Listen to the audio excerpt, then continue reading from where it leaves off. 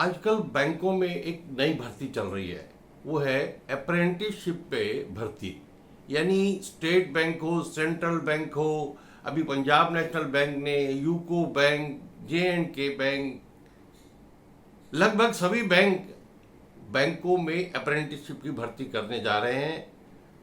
लगभग 2500 से लेकर 3000 तक की भर्तियां हर बैंक अप्रेंटिसशिप के तहत बैंकों में कर रहा है। 1 साल के लिए अप्रेंटिस को बैंकों में रखा जाएगा, उनको ट्रेनिंग देने के नाम पर।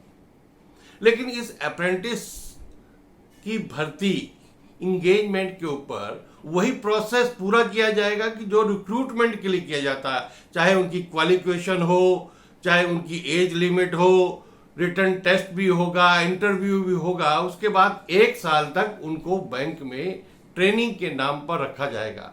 ये सीधा सीधा आउटसोर्सिंग और परमानेंट एम्प्लॉयमेंट की जगह पर इस प्रकार की भर्ती की जा रही है। अप्रेंटिसशिप एक्ट 1961 बहुत अच्छा एक्ट है।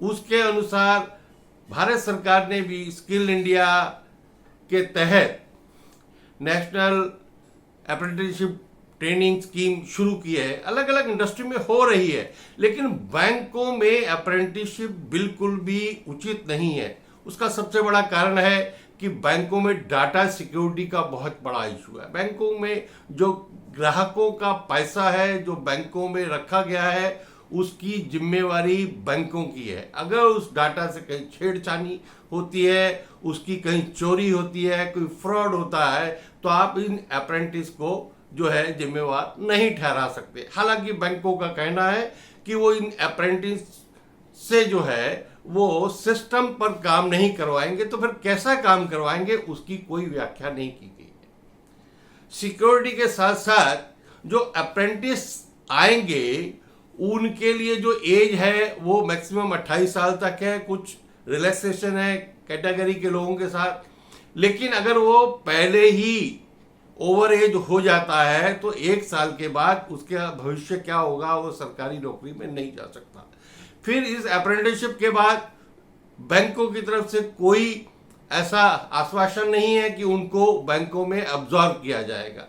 यानी उनके भविष्य का क्या होगा उसके ऊपर भी एक क्वेश्चन मार्क है। एक्चुअल जो अप्रेंटिसशिप 1961 में शुरू किया गया था, 2014 में इस सरकार ने उस एक्ट को अमेंड किया। उसका पर्पज ये था कि इंडस्ट्रियल सेक्टर्स के अंदर, पब्लिक सेक्टर में जहां पर अप्रेंटिस रखे जाएंगे, उनको बाद में उनकी योग्यता